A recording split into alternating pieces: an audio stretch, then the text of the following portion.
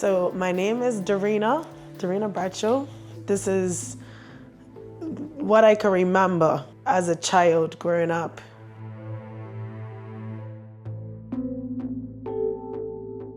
I had a good life, It was just my mama and my papa mainly. I went over his house a lot. That was my safe space.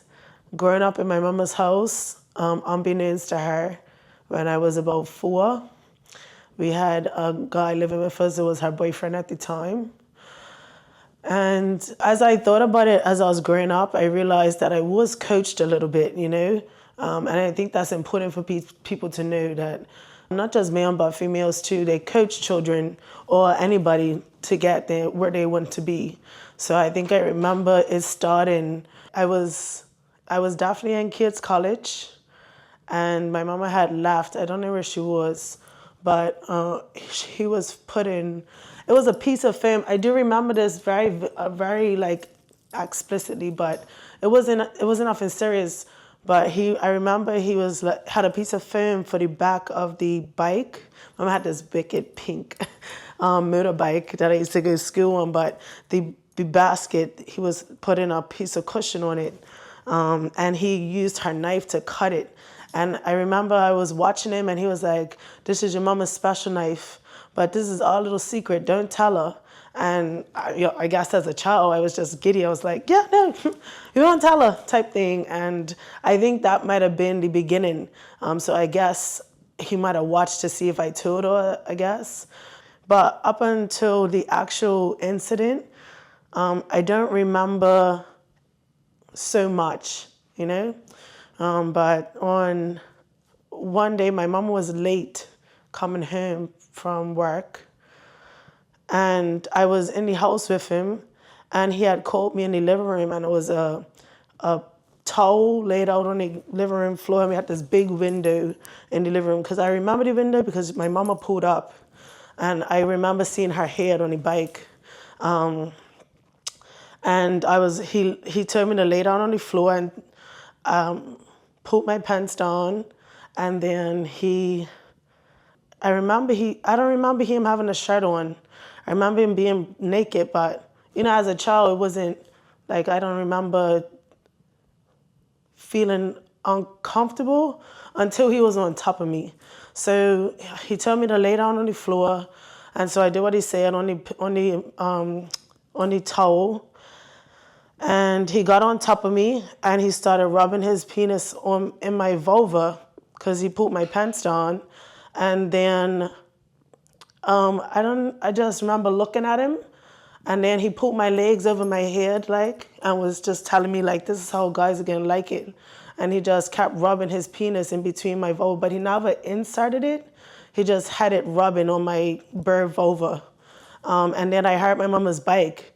And it was almost like at that time I felt relieved, because I was like, this, whatever it was that was happening, I was starting to understand that it wasn't okay. So he had told me to get up and go inside. So I did what he said. Yeah, I don't remember too much after that. I remember life just went on. We weren't living with him anymore. I do remember that part, because he had picked me up from Clara Muhammad. That's where I was going to school. So I know I was still I wasn't in kids' college. He had me in the car. My mama went to the store. It was, I don't know what store it was, but she parked the car, and I remember wanting to get out. And she just kept telling me, "Stay in the car." And I stayed in the back of the car. And when we was in the car, he pulled his penis out and put lotion in my hand, and he told me to rub it. And then I was rubbing it, and then I don't know if he saw my mom in the mirror, but he just started packing up real quick, and then gave me more lotion and told me to rub it in my hand and just sit back. And so that's what I did. So that was the recollection that I could remember from being a young child. But when I was 4 and we was living with him, I do remember I was just nervous around him. Or he would make me go in the corner and stand up with one leg if I got in trouble. And I kept thinking, why would he do this to me after he told me that, man? I just remember always thinking, why would he do this? Yeah. One time I know I was cutting the doll's hair or something. And I remember when he was in the room and I had went to the bathroom and he came out, and my mom never knew this, but as I was growing up, I realized they might have just finished having intercourse because he had a condom on and he showed me what it was. Like he took it off in front of me and showed me. But these are the things that I can remember about him. Never, it's not for nothing great, but growing up, I never wanted nobody to know because I was afraid that he was gonna get in trouble, and I was afraid that they was gonna hurt him and it was gonna be my fault. I just kept it to myself for years. I never told a soul, not friends, nothing. And then I went to a youth group when I was a teenager, and everybody was like sharing these stories about things that happened to him, and I just sat quiet. I didn't really say anything. My cousin, we was outside, and my cousin was like, "You was quiet the whole time." And I was like, well, I don't really have nothing to say, you know? And then she was like, oh, okay. And then she had told me a story that I lied for her about, I think. That's how it went. And I was only boss talking to my brother's girlfriend about, like, I was just like, people really go through stuff. I don't remember how the conversation went fully, but she was like, well, I remember the part I remember was when we was getting off the bus. She was like, "Well, everybody else shared something, but you didn't have nothing to share." And I was like, "No." And then she was like, "Okay, well that's good. I'm glad nothing happened." I was like, "Not that nothing happened. It's just that I didn't want to share." And then she was like, "Well, what happened?" And I was like, "Well, I don't really want anybody to know." And she was like, "Well, I'm not gonna tell anybody, but I need you to trust me." And then I told her that when I was younger, I remember my mama's boyfriend, he kind of interfered with me. And as a teenager now, I knew it wasn't right, but at the time I didn't know. I just thought that was a thing. She ran and told my brother, who told my mama, who was away at the time. And so, after all of that happened, she came back on the island and was trying to stand up for me, but I think it was hard for her to stomach, you know. And I remember she said that she went to him and he must have vomited, and so she was questioning if I was really telling the truth because he's sure that I'm not telling the truth. And then I didn't know how to explain it to her, so I was just like, he touched me, and she was like, well, I touched you. Do you think that I'm molesting you? And in that moment, that's when I just started shutting down. Like, I was like, nah, it's not. She can't be here for me within myself, And then they took me to his house. It was my mom was at the door. My brother was in the corner. My granny was sitting next to me on the couch. And it just went on forever. They just kept asking me what happened. And I don't know if I said, I know I didn't say what actually happened because it wasn't until I spoke to you on the phone that anybody ever knew what actually happened. I know I wasn't 13. I might have been 11, around about. And I was just sitting there forever and everybody just kept asking me, are you sure it happened? And I'm just like, well, I'm 99.9% sure that this happened. And then my granny was like, what's the 1%? And I was like, I was just young, I don't know, in my head, I don't know how I answered her. But in my head, I just was like, I'm young, I don't know. So anyways, it just went on forever. And all I started to see if is this guy going to live? Like, am I going to get this man killed? And I started to get uncomfortable. And then my granny just was like, did you do it for attention? And I was just like, yeah. And she was like, and then everybody was like relieved. It was the most uncomfortable thing ever because I'm sitting there telling everybody the truth, but nobody was believing me. And then as soon as I lied, like everybody was relieved and happy. I think that was the hardest part for me. Sorry. I think that was the hardest part. So I sat there and my granny was like, it's okay, we understand type thing. I don't know her exact words, but She was rubbing my back and she was like, go give him a hug and tell him you're sorry.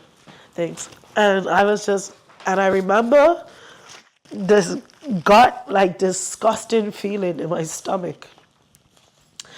And then when I went to hug him, he whispered, thank you in my ear. And I just felt like, bleh. I don't know how to explain it. The feeling is not, I don't think you can put words to it. And then I just sat back down and it was like my whole life was ruined after that. You know, like growing up, like nobody believed me. I was a liar. I got licks one time because I had come home late from school. I actually missed the bus. I mean, I was in town with my friends, and I had raced to the bus stop, and the bus driver looked at me and drove across, and I was like this, and he just drove across. So they was like, well, let's go back to KFC. I was like, nah, I'm just gonna stay and wait for the bus, and because I'm not missing another one. You know, and then I got him, and everybody was sitting on the steps. I remember, and as soon as I saw him, it was like everybody dispersed. And I was a little confused, but I didn't think too much of it.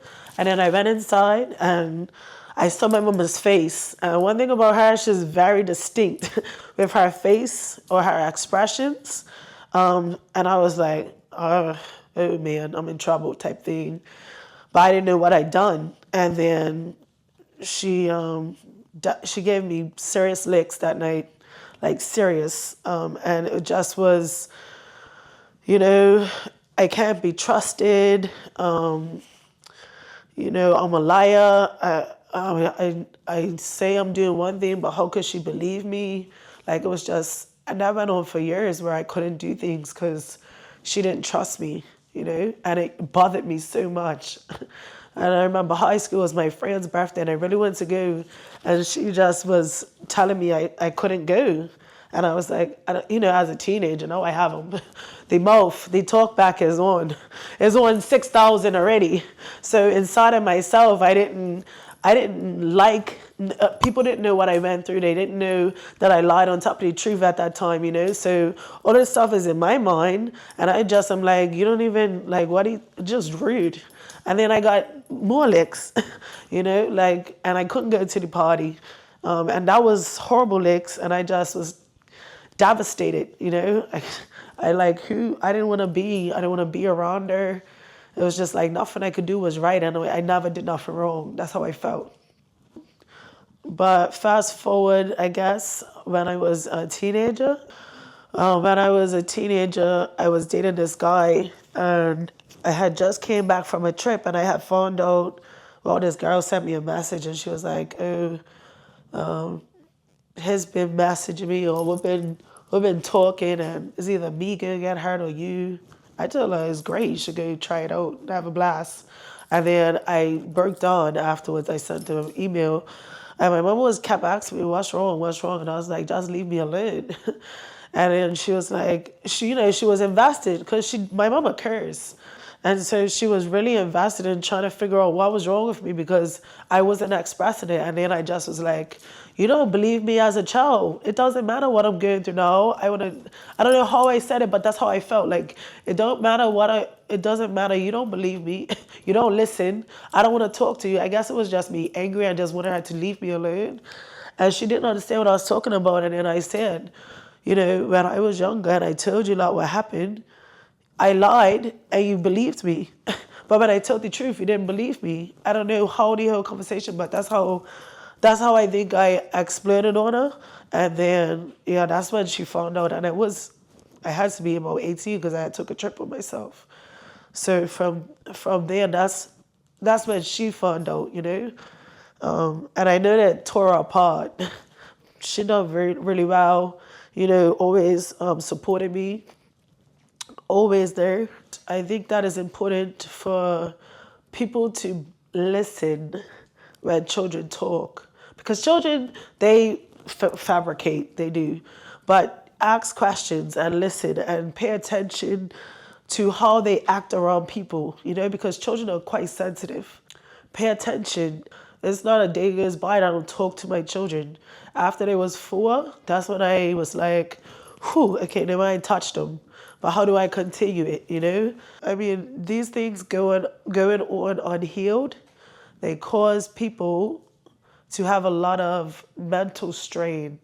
So it can be confused with illness, I'm sure, depending on how they deal with themselves.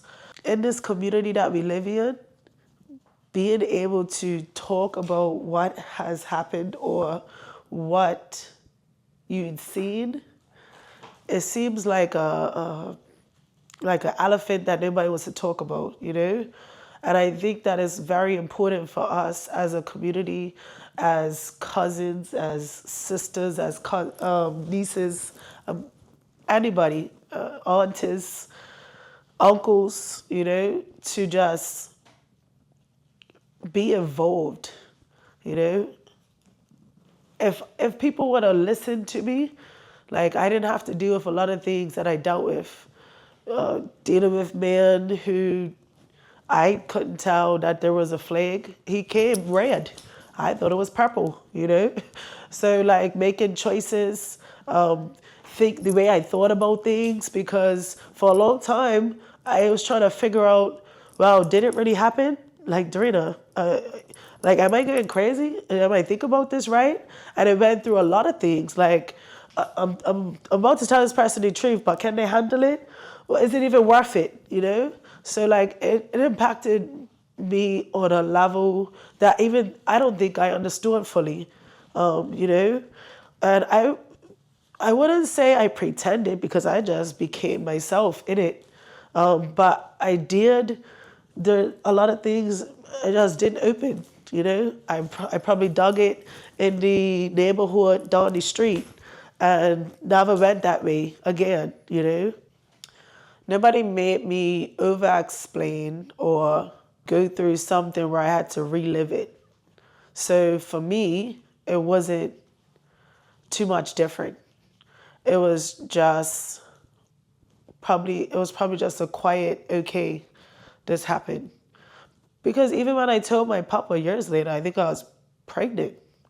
And he was like, well, Wings, that's my nickname, you went to the wrong people, you know? Because and then he was telling me how he would have handled it. For me personally, I don't think it made too much of a difference, because I think that all the things that I had went through already set in.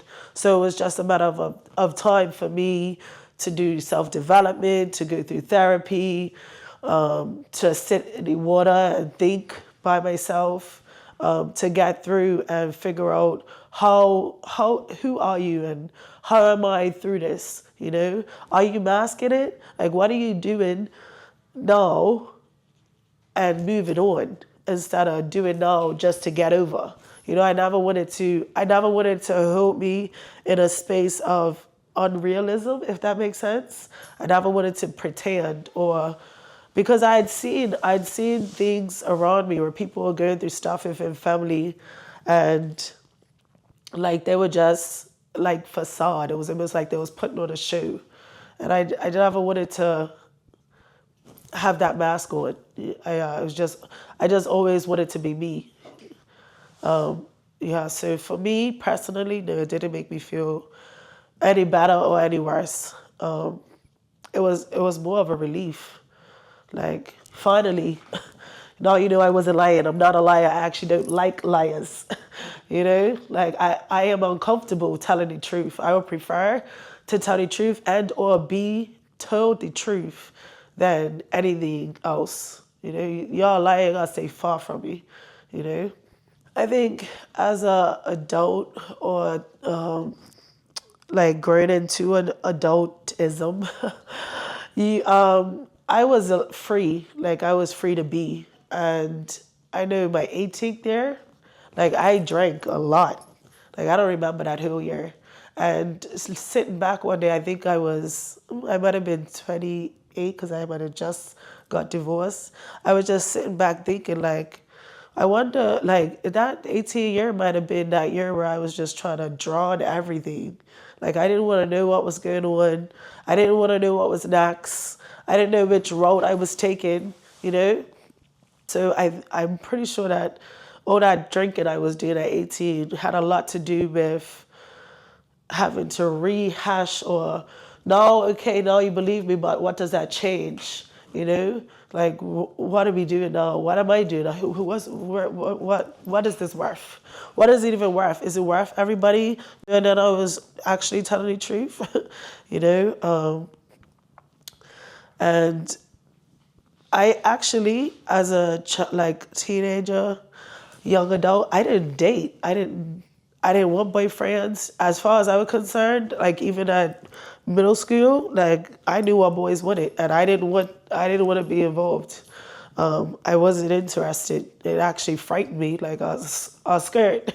I was scared of guys for a long time, and I was very uncomfortable, very awkward. I still have a little awkward. That affected me. Like I remember I was a teenager, and I was very insecure. And my friend was telling me on the phone years later, we was just talking for hours. And she was like, you remember? Because we was talking about this guy. And I was like, yeah, I thought he was so handsome. She was like, you don't remember? I was like, remember what? I must have walked up to this guy in town after school and was like, what, you think I'm ugly? Like, and I must have made him feel so uncomfortable. And she was like, Darreana, that was weird. I was like, I did that? But that was another thing, like a lot of things that I just didn't remember, you know, it's just, but I had trained myself how to keep things out of my head because it was disturbing me, you know, it was disturbing me being, just remembering it sometimes, you know. And as a young adult, yeah, I made a lot of silly choices. I met this guy after I broke up. I just wanted a fling. I just wanted to get over it. And that was another thing. Like I remember when I did start, it was like that's all. You know, it was no relationships. I didn't have serious relationships. I had flings, and it was better for me. You know, it was hardly any emotion. It was hardly any care. It was just we're meeting up, having a good time. Then I'm going with my girls, or I'm going to sit off by myself. You know, I spent a lot of time by myself because I just didn't feel comfortable too much with people getting close to me. Having those children for the dating, just not having an experience of dating and not paying attention to what I knew was right, because I had some great men in my life, but just not paying attention and not listening. Like I never listened to nobody, but I just, within myself, nobody really listened to me, you know? So as a child, why would I listen to you? I don't trust you, you know? Picking my children's daddy and then getting pregnant 3 months afterwards, that wasn't supposed to be a lifelong thing. That was not supposed to be marriage and children. That was just supposed to be a get over and move on. And I got caught being silly and reckless, you know? And I just thought, this little person, this little thing that's growing inside me is gonna save my life. I'm gonna believe you. You're coming here to save me. And I wanted to keep it before I knew it was anything. At first I did it. At first I was like, whoa, that means I'm gonna be stuck with this guy. And I really don't even like the smell out of him sometimes, you know? I wanna say that these things happened to me definitely held me in a space where I felt like I had to make it work. Because everybody was telling me that it was wrong. I remember my brother, he just came out and was like, nobody even likes this guy. Why you even bring him around this house?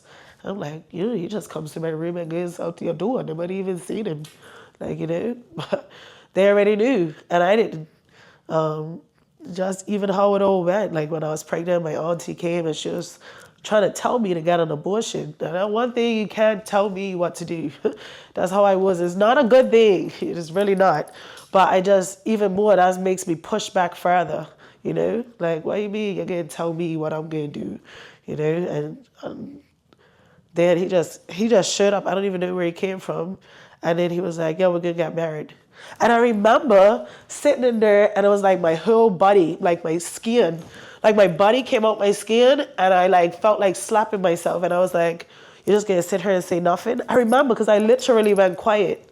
And then I saw how my auntie, her whole mannerism switched up, and my mama, and I was just like, not happy that I'm about to get married to this guy. The fuck? And we just had this conversation on the phone about him living where he's from and me living here, and the baby's gonna have to go back and forward. And I was contemplating that. I was ready. And then he just pops up and says, yeah, we're getting married. I was like, in my head, I was like, well, what? And then I just stopped talking because everybody's mannerism was better. Everybody felt better now, you know? And I think even from being a child and not saying nothing, I was afraid of my own voice. You know, I was afraid to stand up for myself. And that went on for years in that marriage. That marriage was horrible. The worst, actually. And yeah, it's still horrible, literally, you know? Darreana today. Darreana overcame, you know? And that makes me want to cry because it really took a lot. It really took a lot. But I'm very jubilant. I love life. I'm very happy to be alive because there were a lot of times where I did not I did not want to be here, you know, especially as a child, you know, when nobody believed me. I was like, why am I here? What is this? Like, what is it worth? You're around a bunch of people that's supposed to care about you. And then getting married and being in that, you know, emotional and verbally abusive relationship, not wanting to wake up. So I have a love for life that nobody could ever disorientate. I am unshaken, actually. I would like somebody to try to move me, you know? And I think that I have a whole lot to give. And I'm finally at a place where I'm wide open, you know? I'm okay. I'm okay talking. I'm okay crying. I laugh a lot. So I turn here and there, but not disturb my peace, you know? I'm really motivated to see the world and to just see what more I could be outside of Bermuda. So yeah, I would say that's who I am. Creative, loving, friendly. I like people, but I like to be by myself. So like my job and my lifestyle, I have a safe and healthy ability to have a very beautiful, huge door, you know, and with a lot of locks too. Because yeah, I need me, you know. And the only way to keep me is to preserve it, you know. So I could give it all because thank goodness that my cup is overflowing at all times, always half full. Yeah.